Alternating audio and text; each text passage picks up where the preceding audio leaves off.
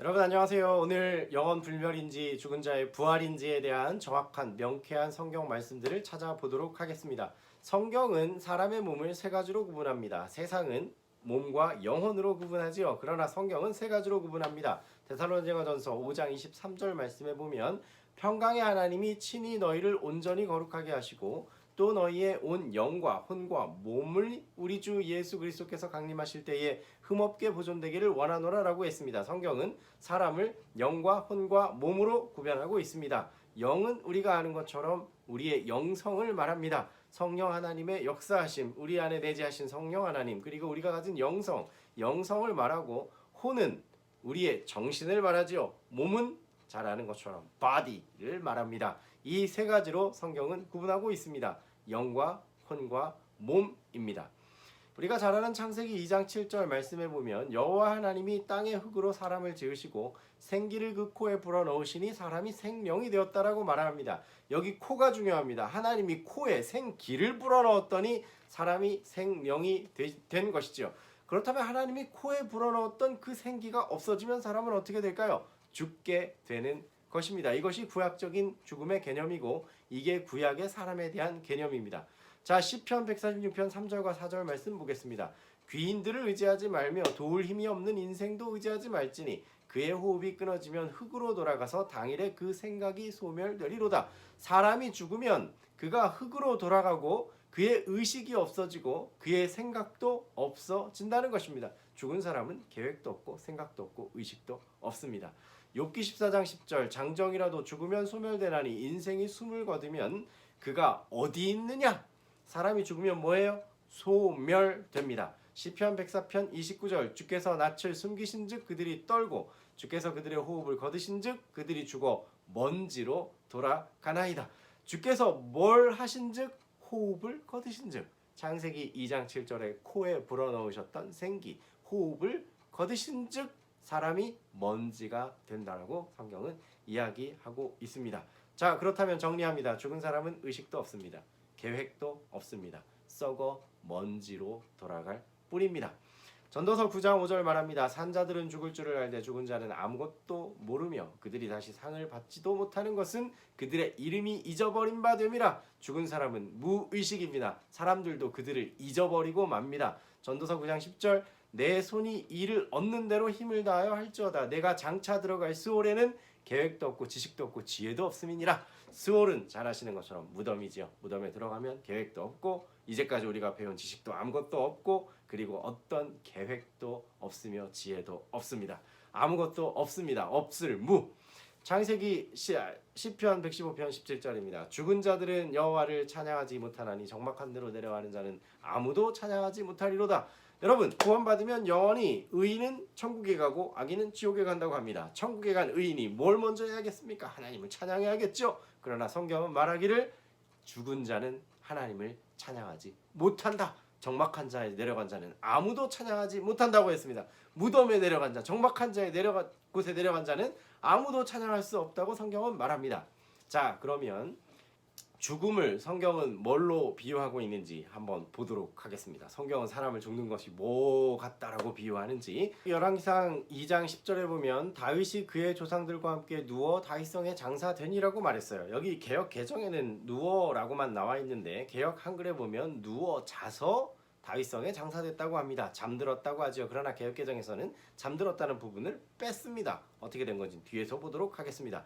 열왕기상 11장 43절 솔로몬이 그의 조상들과 함께 잠에, 솔로몬이 뭐함에? 잠에, 죽음에 아버지 다윗성에 장사되고 그 아들 여로보암이 대신하여 왕이 되니라. 여러분, 여기 보면 솔로몬과 다윗은 의인이 맞지요. 솔로몬은 좀 삐걱거리긴 했지만 그럼 의인이고 의인도 역시 잠들었어요. 그러면 여로보암은 어떤 왕이었습니까? 이스라엘의 죄를, 유대의 죄를 가져온 왕이고 이스라엘을 북방 이스라엘과 남방 유다로 갈라지게 했던 왕이고 악인 중에 악인이었죠. 여로보암 왕은 어떻게 되었습니까? 열왕기상 14장 20절 여로보암이 왕이 된 지 22년이라 그가 그 조상들과 함께 잠에 그의 아들 나답이 대신하여 왕이 되니라. 열조와 함께 잠에. 여로보암은 구원받지 못하고 우상 숭배 만든 그런 사람이잖아요. 그 역시 잠들게 된 것을 보게 됩니다. 요한복음 11장 1절 예수님께서는 어떻게 말씀하셨는지 보겠습니다. 이 말씀을 하신 후에 또 이르시되 우리 친구 나사로가 잠들었도다. 그러나 내가 깨우러 가노라 라고 말합니다. 예수님이 나사로가 죽었는데 잠들었다 하시고 깨우러 간다고 말합니다. 그래서 예수님은 잠과 죽음을 동일시하고 있는 것을 보게 되죠. 그래서 제자들이 고개를 갸우뚱합니다. 요한복음 11장 13절. 예수는 그의 죽음을 가리켜 말씀하신 것이나 그들은 잠들어 쉬는 것을 가리켜 말씀하신 줄 생각하는지라. 제자들은 예수님이 정말 자면서 쉰다라고 생각한 줄 알았어요. 그래서 헷갈렸어요. 그때 예수님께서 14절에 말씀합니다. 밝히 이르시되 나사로가 죽었느니라. 예수님은 나사로가 죽었는데 잠들었는데 내가 가서 깨우겠다고 합니다. 그러니까 죽은 사람도 예수님이 깨우면 일어나게 되는 것이죠. 예수님이 잠자고 있는 나사로에게 나사로야 나오너라 라고 깨우셨고 나사로는 그 음성을 듣고 마치 잠에서 깬 것처럼 죽음에서 일어나게 되었습니다. 요한복음 5장 25절.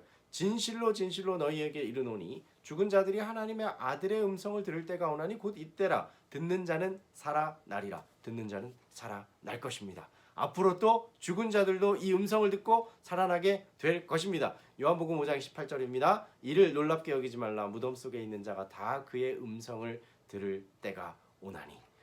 사도행전 13장 36절입니다. 다윗은 당시에 하나님의 뜻을 섬기다가 잠들어.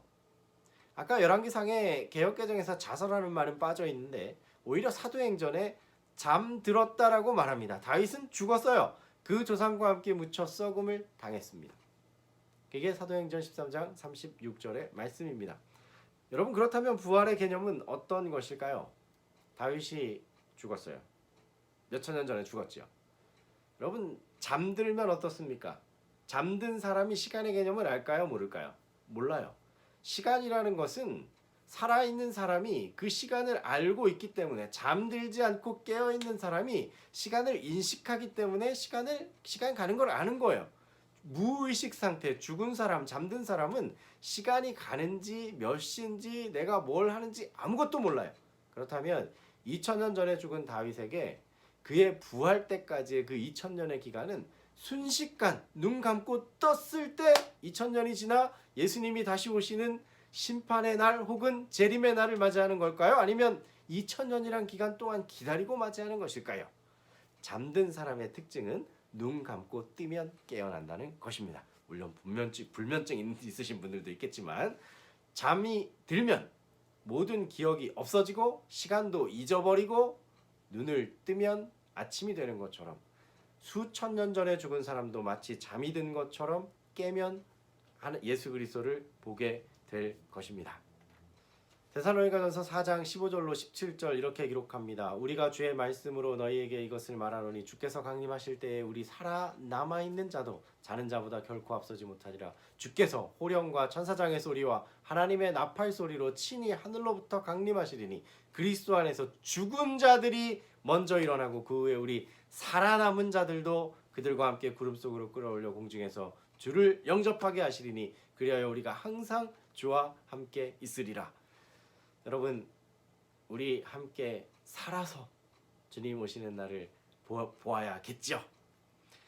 고린도전서 15장 51절입니다. 보라, 내가 너희에게 비밀을 말하노니 우리가 다 잠잘 것이 아니요 마지막 나팔에 순식간에 호련히 다 변화되리니. 주의 음성을 듣고 깨겠지요. 여러분, 그저 죽은 사람이 하나님의 음성을 듣고 깨는 것이 아닙니다. 영적으로 깨어야 합니다. 깨어야 할 시간은 바로 지금입니다.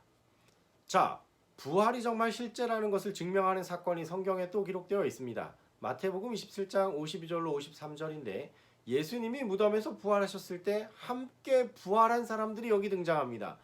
무덤이 열리며 자던 성도의 몸이 많이 일어나되 예수의 부활 후에 그들이 무덤에서 나와서 거룩한 성에 들어가 많은 사람에게 보이니라 라고 말합니다. 여러분, 부활은 실제입니까? 아닙니까? 실제입니다. 사랑하는 여러분, 부활은 실제입니다. 죽은 사람의 몸과 영혼이 있어서 영혼이 분리되어 죽은 사람의 영혼이 천국이나 지옥을 가는 것이 아니라 성경 말씀대로 죽은 사람은 아무것도 없고 도모도 없고 계획도 없고 흙으로 돌아갈 뿐입니다. 그리고 죽은 사람의 상태는 마치 잠자는 것과 같습니다. 그래서 예수님께서 그 죽은 사람을 깨우러 다시 오실 것입니다. 그 깨우실 때 어떤 일이 일어나겠습니까? 죽은 자들이 무덤에서 일어나 변화된 몸으로 공중에서 주님을 영접하게 될 것입니다. 그리고 우리 산 자들도 공중에서 주님을 영접하게 될 것이지요. 여러분, 우리는 이 재림을 기다리고 있는 하나님의 남은 교회, 남은 백성입니다. 그러나 기다리기만 해서는 안 됩니다. 이 재림을 촉진시키는 사람이 되어야겠습니다. 우리 이 예수님의 다시 오신다는 재림의 소식을 온 세상에 전하는, 너무 부담되나요? 온 세상은 친구에게 전하는 우리 모두가 되기를 간절히 바랍니다.